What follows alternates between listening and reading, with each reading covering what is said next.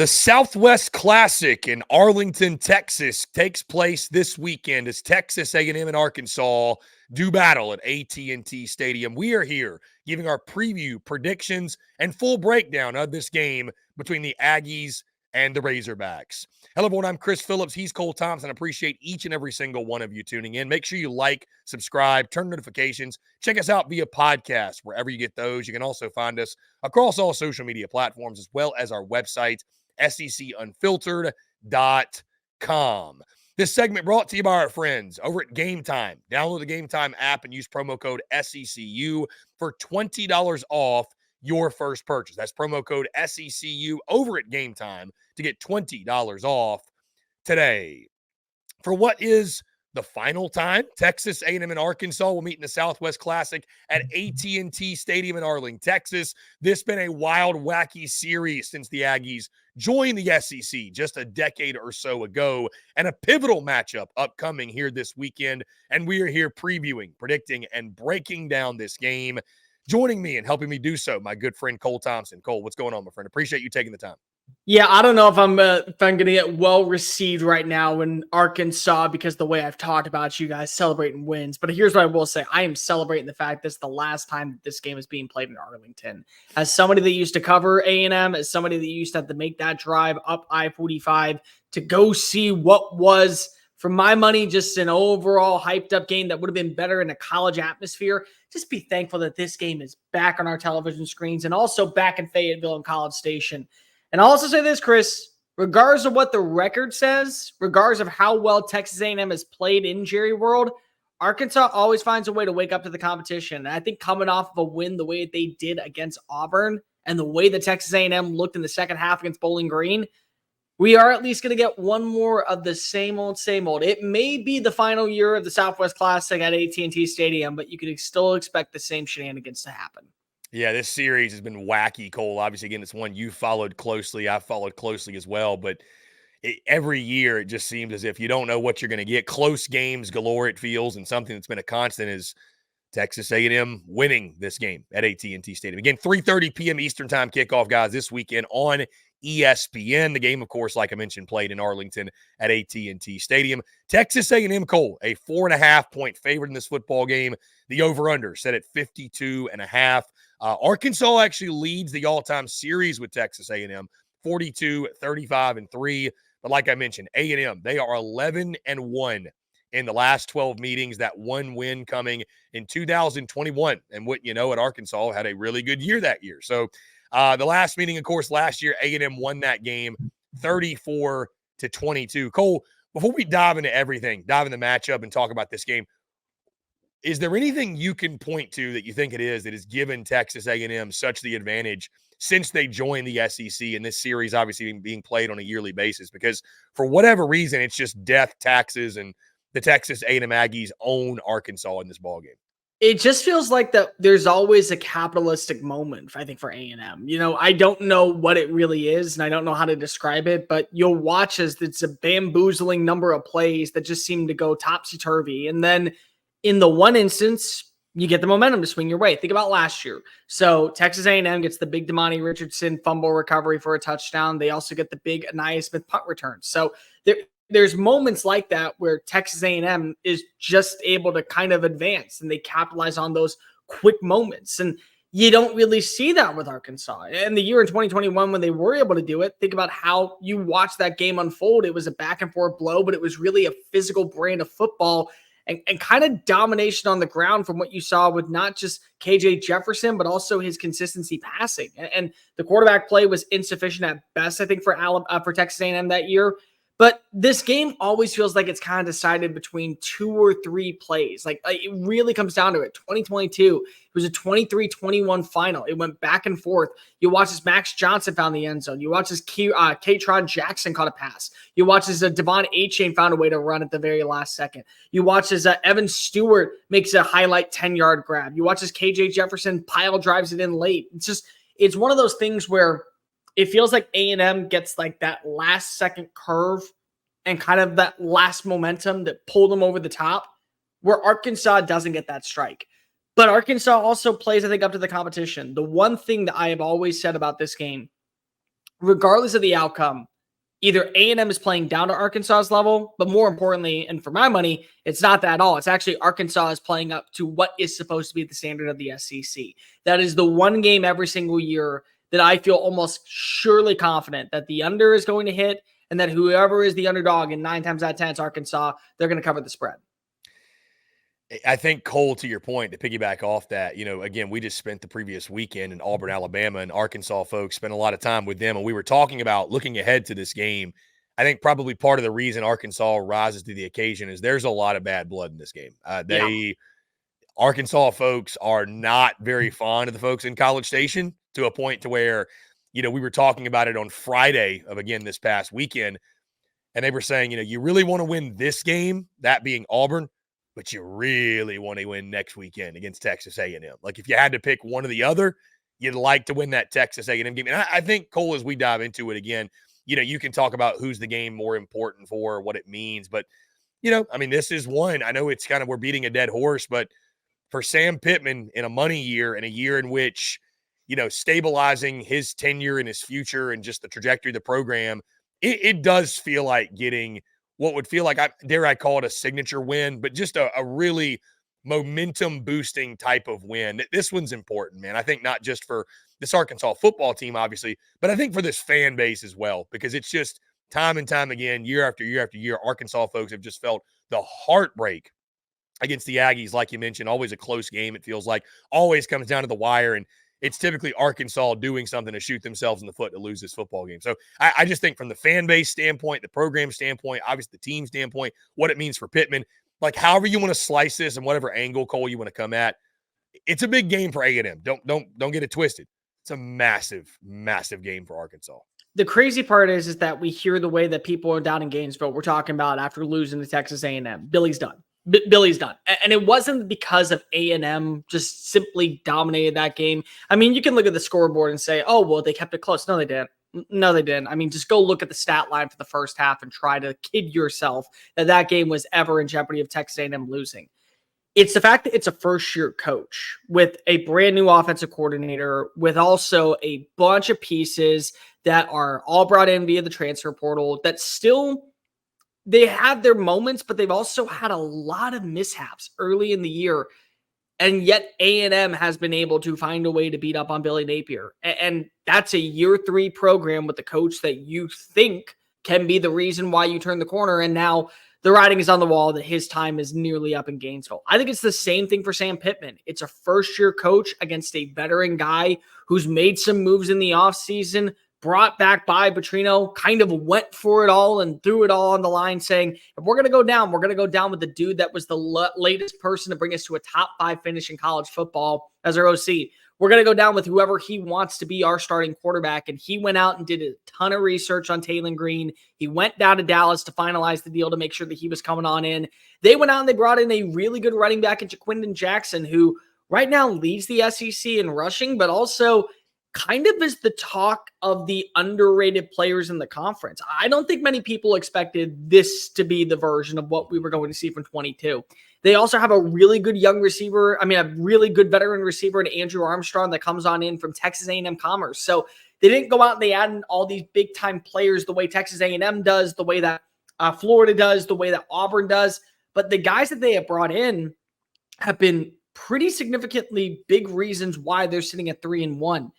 But at the end of the day, if you're finding yourself caught in that crossroads of what version are we going to see, is it the one against Auburn to where, yes, we made mistakes, but when we also got the opportunities to capitalize, we did against Auburn's miscues? Or is it going to be Oklahoma State, where you have a great first half, where you see that there is a proper direction, and then constant shooting yourselves in the foot offensively, defensively, special teams, it ends up being a culture problem. So it's a big game, in my opinion, for Arkansas, not because of it's against Texas A&M in the final time that you'll play in front of Jerry Jones.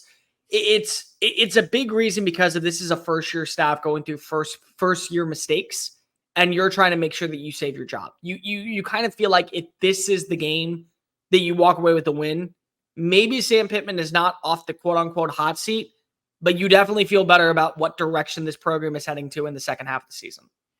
Yeah, cool. I think it's a great point too, is anytime you're, whether you're a fan of the team or you're just an observer like us, it's just never a good look when your staff, year 3 staff, year 4, year 5, whatever, when you're losing to somebody in their first year. That's kind of like you feel like right, wrong, or indifferent. You feel, okay, this is our time to take advantage or you just sort of get one on them. Let's get them before they really get it rolling. And if you're losing to a first year staff, first year head coach, it's not the best look. I think you make a great point too, Cole, is which version of Arkansas are we going to get? It's maybe it didn't even really settle in over the previous weekend. I know we talked about it, obviously, but it's like when you think about it and talking to Hog folks after the game, they were telling me they fully expected Arkansas to find a way to blow that game. And I think it kind of goes to show you how much Arkansas has struggled in those situations.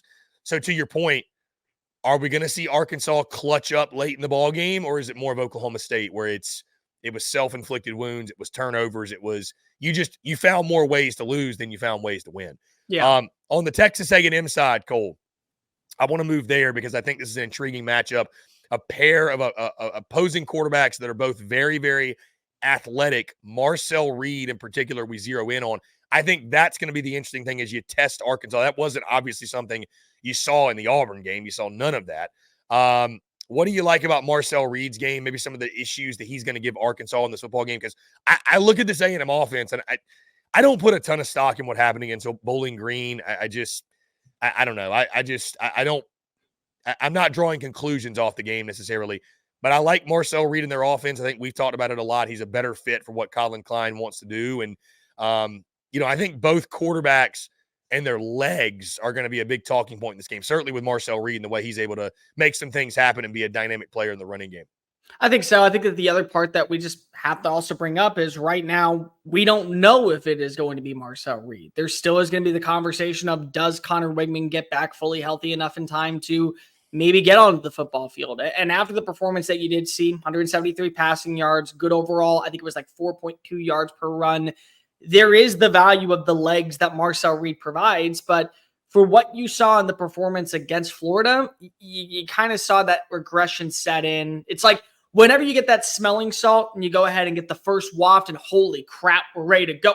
Let's take the field. And then immediately, like as soon as it wears off, you're kind of like, oh, well, now I'm a little bit tired. Let's go back to that. What version are we going to get of Marcel Reed? Because that's really important. He made a couple of really timely throws. They were great on third down, 6 of 15. You saw them build that relationship with Theo Ursuline-Merlin. You saw them play with Ja'Day Walker, who last year really stepped up in place of Evan Stewart. And I still think that when you look at the timing of the throws and the accuracy and the way they like to target the tight ends and get the ball out at a timely basis, you did get that from Reed in this game. And so I think that he fits better for what you want to run if you're Colin Klein. And you may need that because of, again, every win in the SEC counts toward not just your season, but also toward your status as what you're going to be moving forward. Do you want to be in that conversation of maybe spoiler or potentially even dark horse for a college football playoff berth? And I think Reed does that. But at the same time, I think that you're watching as Arkansas played really physical. Like the most underlying part, and I went back and I watched the game last night. I'm going to try to get ready for this preview.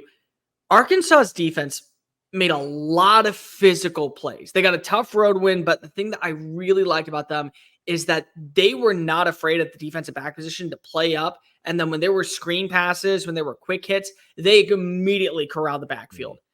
And I'm just going to say that as is, as much as A&M is a better team than Auburn at this point, Auburn's wide receiver core is at A&M's level, if not better than A&M's personnel. So you could believe that even though there are some definite younger players out in the plains, the skill set matches currently what you have in College Station. So the timing is going to be really important, I think, for Reed. I think the consistency on third down, I think striking the middle of the field and creating those opportunities before the safeties kind of come on down to make the play is going to be critical if you want to keep drives alive. And I think the other part that's going to be really important, Chris, is making sure that you set up third and manageable, second and open. I like to use those words because of it allows you to have the playbook kind of at your disposal. If you think that there's going to be a niche in the armor, what you do is you run it with Le'Veon Moss, you full throttle it down the throat, and you go ahead and move the sticks for a fresh set of downs. If you got to go ahead and target a Trey Watson, if you got to go ahead and target a Theo Ursuline-Merlin, if you got to go ahead and target a Noah Thomas on the outside, but you line them up in the slot, you do so. but it's got to be able to keep it open. When you know that it's a 3rd and 10 and you're passing it, you basically are kind of showing your cards at that point. You're saying, well, can your defense stop our offense? Can your physicality match our physicality? And I think for a guy like Marcel Reed, having the playbook kind of open to allow him to expand the field, search down, target somebody that he believes in. If not, I think the third option for him is really just utilizing his legs, going through the progression. That's going to be the difference in this game. Can you watch as Arkansas maybe beats up on this A&M line that is not fully healthy right now, to say the least? They lost a couple players in last week's game. Their stats is going to be really important. Can they create opportunities to where Marcel Reed's best asset is now basically taken out? Mm-hmm. And I think you make a great point, Cole. Winning first down, getting in those second and manageables, opening up the playbook, especially when you got, some younger guys on offense. Marcel Reed at the quarterback position going to be key, especially with his dynamic playmaking ability. If Connor Wigman is fully healthy, do you slide him back in there, or are you rolling with Marcel Reed? How do you handle the quarterback position at this point? I think you have to roll with Reed. I personally feel like that. I do too. In this game, now again, I think that if Wigman's healthy, you have to have a game plan for him. And I think that moving forward, again, if you are Texas A&M, the way that you heard Mike Elko talk about Texas A&M's quarterback room this offseason was really promising in favor of number 15. They have a belief that Wigman can be the guy. And I think that there is a aura around the fan base simply because of who he is as a player, 5-star talent, and also a guy that had made it clear from the get-go, A&M is where I want to go play my college ball. I want to be a part of the Aggie culture. I want to be a part of the 12th man family.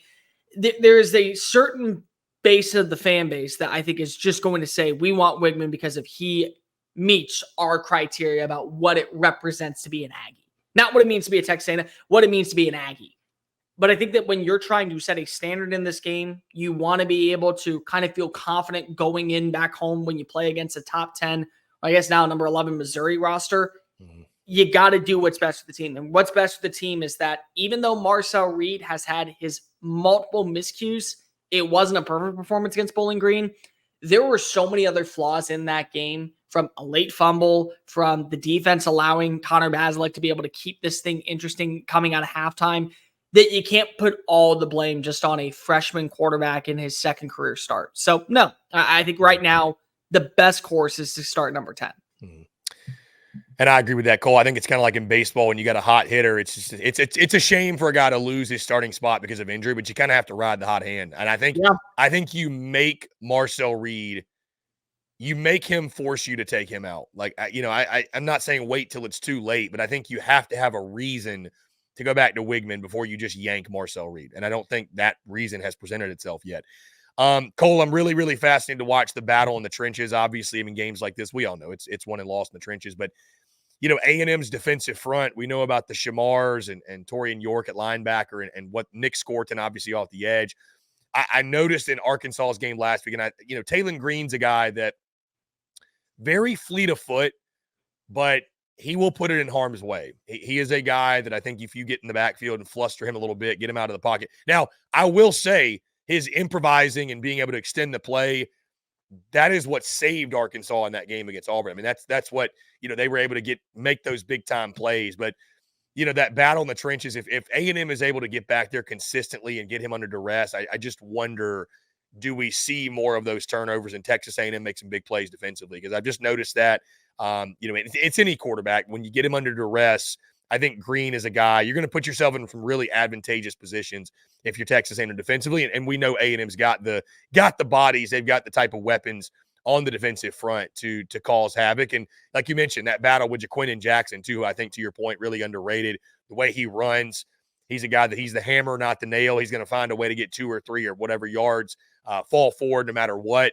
It's going to be a fun battle, I think, with that A&M defensive front and kind of what Arkansas does offensively. Taylon Green's a roller coaster. I mean, what else do you want to say? There's so much to like about his game when it comes to the arm strength, when it comes to his ability to evade pressure, when it comes to the ability to utilize those legs to get that second win. And then you go back and you watch, he goes and he has the cramps for the one drive against Auburn, comes back in the game, delivers a beautiful, maybe a little underthrown, but still beautiful 58-yard touchdown pass to Tanga. You just look at that and you're saying, okay, we are right back in business.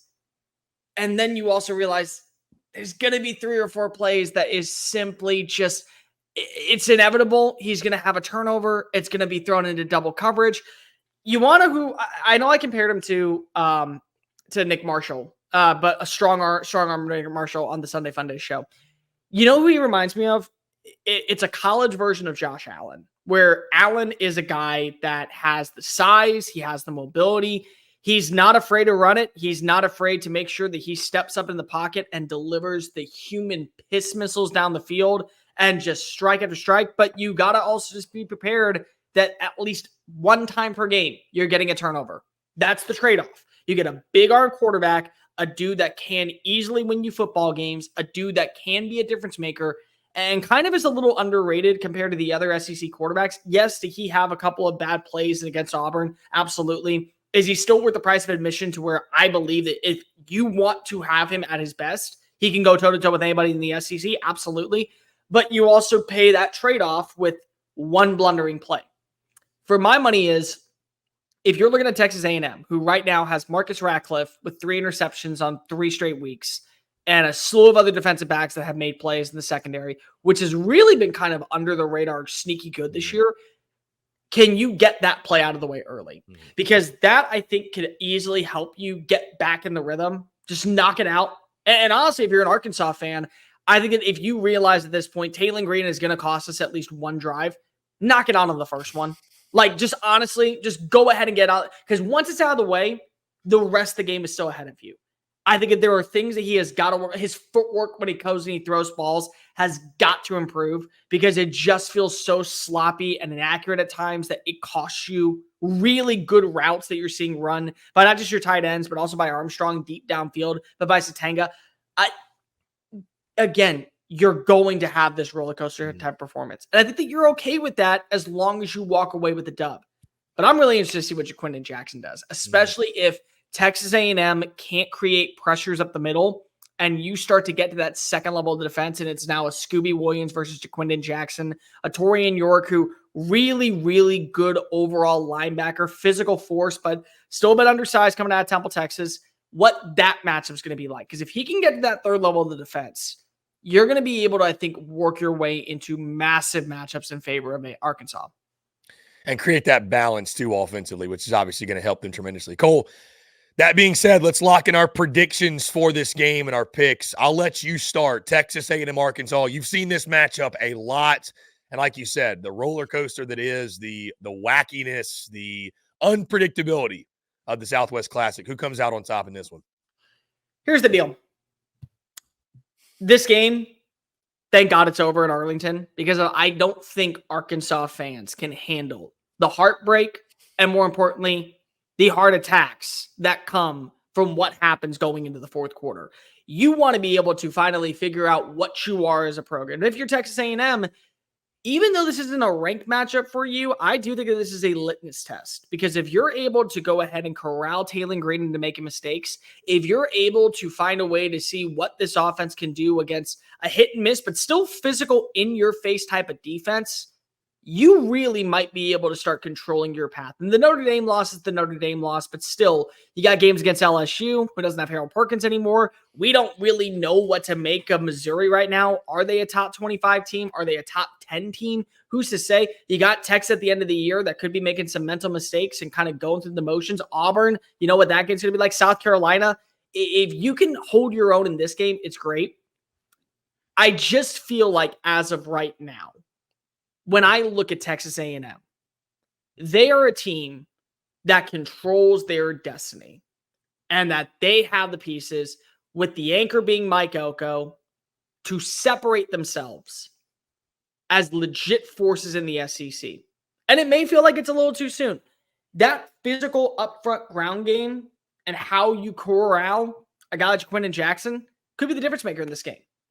And I think that Texas A&M has all that.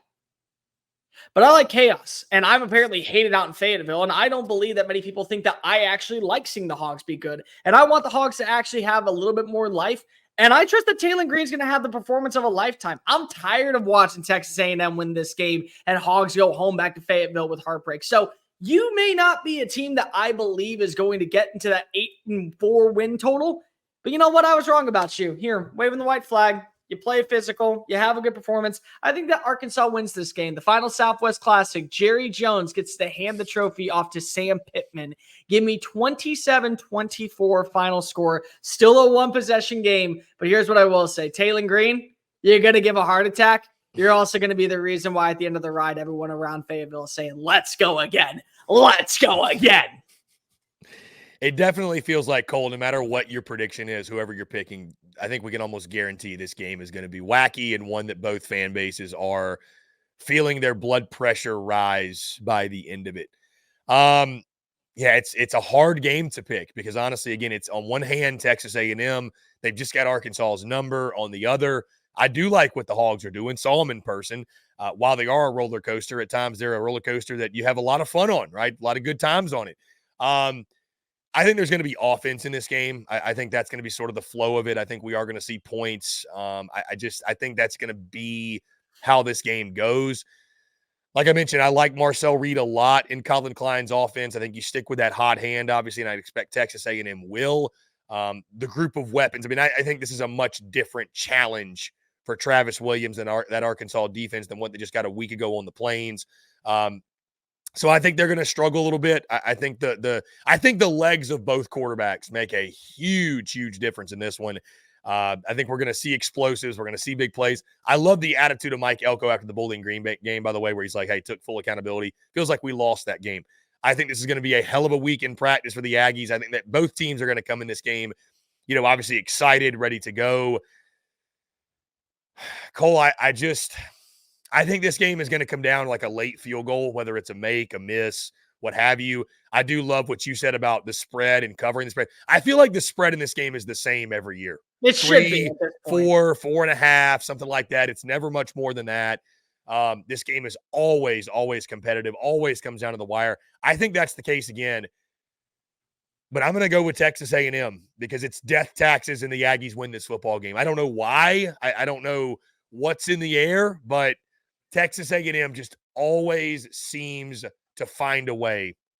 And like you mentioned, Cole, we've seen Arkansas blow a game.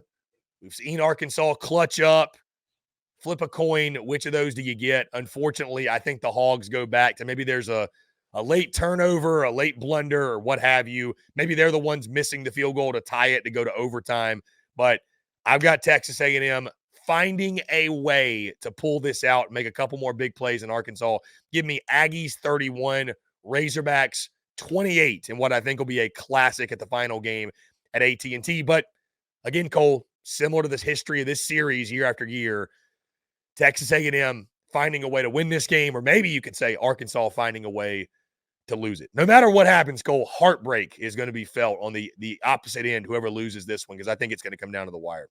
Hey, Hog City, let me ask you a question. When this whole preview thing started and you saw this beautiful face, you immediately thought that I was picking you to lose. How about that? The villain of Fayetteville actually is on your side. That is why we create the anti-hero stories. And the biggest anti-hero in all of college football right now, maybe Taylor Green. So make no mistake, there's going to be a lot of vomit in this game. You're going to see a lot of people puking. They're just going to be sitting on their shits end wondering what the hell happened. It is going to be a lot of nervousness going into the fourth quarter. But thank God, and just also, I'm going to say this one more time. Thank God this is done at AT&T Stadium because the best games, the top rivalries, the most slept on matchups belong at home and home field atmospheres. And I want to get back to that. So thank the freaking Lord that this is over. Fayetteville College Station, fans in Fayetteville and College Station, you get to actually see what this game truly is all about. Southwest Classic, back where it belongs, at Kyle Field and Razorback Stadium. Yeah, big win for the fans for sure that this is the last one at Jerry World. Guys, do you agree with us? Do you disagree? We want to hear from you. What are your thoughts? Who wins this game at AT&T Stadium between Texas A&M and Arkansas? Guys, it's going to do it all for us. Appreciate each and every single one of you tuning in. Make sure you like, subscribe, turn notifications. Check us out via podcast, wherever you get those as well. You can also find us across all social media platforms, as well as our website, SECUnfiltered.com. For Cole Thompson, I'm Chris Phillips. Appreciate each and every single one of you tuning in, and we'll catch you on the other side.